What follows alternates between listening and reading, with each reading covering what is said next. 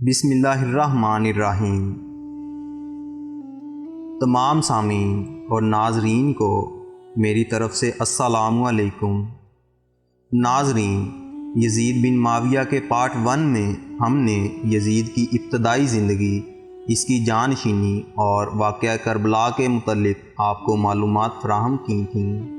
اب اس پارٹ میں ہم آپ کو عبداللہ بن زبیر کی بغاوت، یزید کی فتوحات اور اس کی وفات کے بارے میں معلومات فراہم کریں گے۔ ناظرین، اب بات کرتے ہیں عبداللہ بن زبیر کی بغاوت کی۔ حضرت حسین کی موت کے بعد یزید کو عبداللہ ابن زبیر کی طرف سے اپنی حکومت کی خلافت کا سامنا کرنا پڑا، جنہوں نے اسے معزول قرار دے دیا۔ اگرچہ عوامی طور پر انہوں نے ایک نیا خلیفہ منتخب کرنے کے لیے شورا کا مطالبہ کیا، لیکن خفیہ طور پر عبداللہ ابن زبیر نے اپنے حامیوں کو اس کی بیعت کرنے دی۔ سب سے پہلے یزید نے صلح کرنے کی کوشش میں تحائف اور وفود بھیج کر انہیں راضی کرنے کی کوشش کی۔ عبداللہ ابن زبیر کے اسے پہچانے سے انکار کرنے کے بعد یزید نے عمرو کی قیادت میں ایک فوج بھیجی تاکہ اسے گرفتار کر سکے۔ فوج کو شکست ہوئی اور عمرو کو گرفتار کر کے قتل کر دیا گیا۔ ناظرین، مدینہ میں عبداللہ ابن زبیر کے بڑھتے ہوئے اصل و رسوخ کے ساتھ ساتھ شہر کے باشندے اموی حکومت اور معاویہ کے زرعی منصوبوں سے مایوس ہو گئے، جن میں حکومت کی آمدنی کو بڑھانے کے لیے ان کی زمینوں کی ضبطی بھی شامل تھی۔ یزید نے مدینہ کے معززین کو دمشق بلایا اور انہیں تحائف کے ذریعے فتح کرنے کی کوشش کی۔ وہ غیر قائل تھے اور مدینہ واپسی پر یزید کے شاہانہ طرز زندگی کے قصے سناتے تھے۔ الزامات میں یزید پر شراب پینا، شکاریوں کے ساتھ شکار اور موسیقی سے محبت شامل تھی۔ عبداللہ بن حنظلہ کی قیادت میں مدینہ والوں نے یزید کی بیعت ترک کر دی اور گورنر یزید کے چچا زاد بھائی عثمان بن محمد بن ابو سفیان کو اور شہر میں مقیم امیوں کو ملک بدر کر دیا۔ یزید نے حجاز کو دوبارہ فتح کرنے کے لیے مسلم بن عقبہ کی سربراہی میں 12,000 کا لشکر روانہ کیا۔ ناکام مذاکرات کے بعد مدنی کو الحریرہ کی جنگ میں شکست ہوئی۔ بغاوت کے سرگنا کو پھانسی دی گئی۔ باغیوں کو اپنی بیعت کی تجدید پر مجبور کرنے کے بعد یزید کی فوج عبداللہ ابن زبیر کو زیر کرنے کے لیے مکہ کی طرف روانہ ہوئی۔ مسلم بن عقبہ مکہ جاتے ہوئے مر گیا اور فوج کی سربراہی حسین بن نمیر السکنی کو مل گئی، جس نے ستمبر 683 عیسوی میں مکہ کا محاصرہ کر لیا۔ نومبر 683 عیسوی میں یزید کی اچانک موت نے مہم ختم کر دی اور ابن نمیر اپنی فوج کے ساتھ شام کی طرف پسپائی اختیار کر گیا۔ ناظرین، اب ایک نظر ڈالتے ہیں یزید کی مہمات پر۔ یزید کے طرز حکمرانی کا انداز معاویہ کے واضح کردہ ماڈل کا تسلسل تھا۔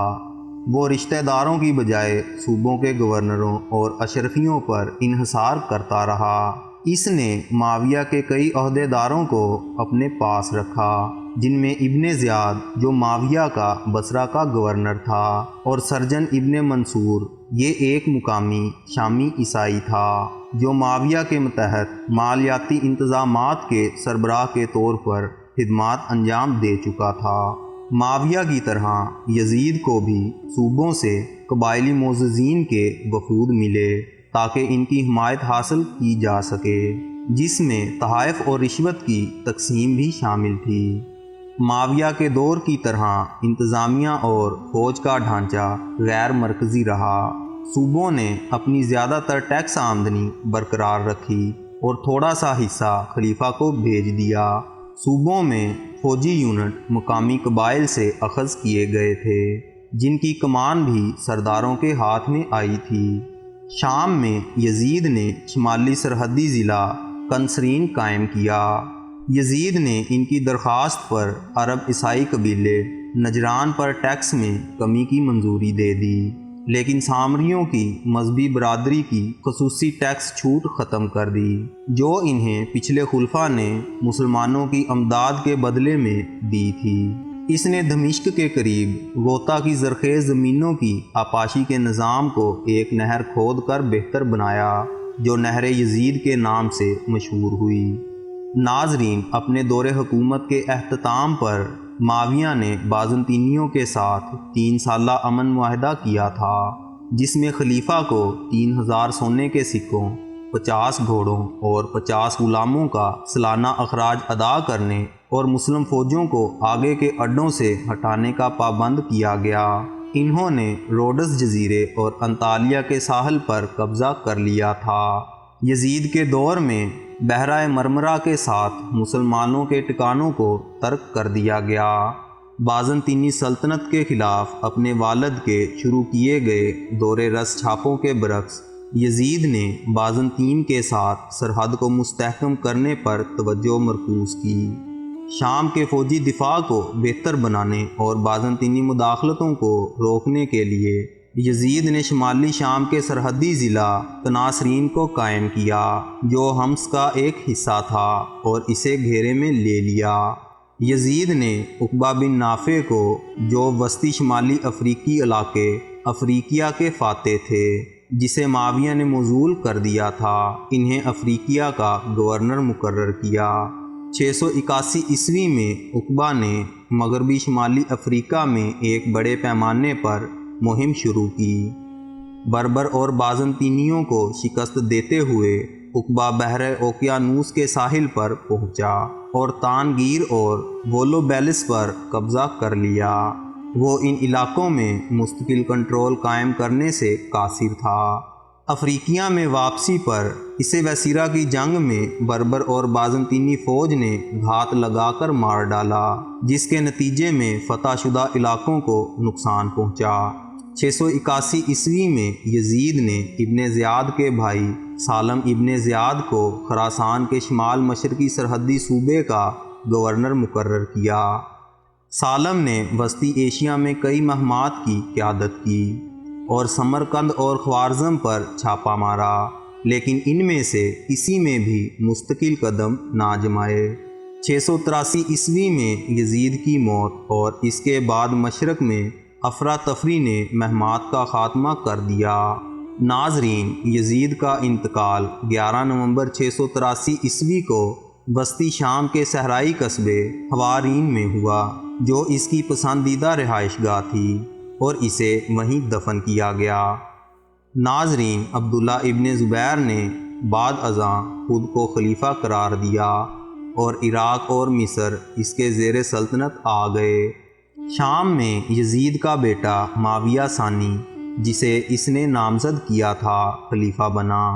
اس کا کنٹرول شام کے کچھ حصوں تک محدود تھا کیونکہ زیادہ تر شامی اضلاع عبداللہ ابن زبیر کے اتحادیوں کے زیر کنٹرول تھے۔ معاویہ ثانی کا انتقال 6 ماہ بعد نامعلوم بیماری سے ہوا۔ اس کی موت کے بعد یزید کے مادری قلبی قبائل نے اپنے مراد کو برقرار رکھنے کی کوشش کرتے ہوئے یزید کے بیٹے خالد کو تخت پر بٹھانے کی کوشش کی، لیکن اموی اتحاد میں غیر قلبیوں کی طرف سے اسے اس عہدے کے لیے بہت کم عمر سمجھا جاتا تھا۔ نتیجتاً مروان بن حکم کو جون 684 عیسوی میں اموی حامی قبائل کی شورا میں خلیفہ تسلیم کیا گیا۔ کچھ ہی دیر بعد مروان اور کلب نے مرجرحیت کی جنگ میں دھاک کی قیادت میں شام میں عبداللہ بن زبیر کی حامی افواج کو شکست دی۔ اگرچہ اموی حامی شورا نے یہ شرط رکھی تھی کہ خالد مروان کی جگہ لے گا، لیکن بعد میں اس نے اپنے بیٹے عبد الملک کو اپنا وارث نامزد کیا۔ اس طرح معاویہ اول کے والد ابو سفیان کے نام سے منسوب سفیانی خاندان اموی خاندان کے مروانی گھر کی جگہ لے لیا گیا۔ 692 عیسوی تک عبد الملک نے ابن زبیر کو شکست دے کر خلافت پر اموی حکومت کو بحال کر دیا۔ یزید خلافت کی تاریخ میں پہلا شخص تھا جسے خون کے رشتے کی بنیاد پر وارث نامزد کیا گیا۔ اور بعد میں یہ روایت بن گئی۔ ناظرین، اب اسی کے ساتھ اجازت چاہوں گا کہ آپ کو آج کی ہماری معلوماتی ویڈیو پسند آئی ہوگی۔ انشاءاللہ ملتے ہیں بہت جلد ایک نئی معلوماتی ویڈیو کے ساتھ۔ اللہ آپ کا حامی و ناصر۔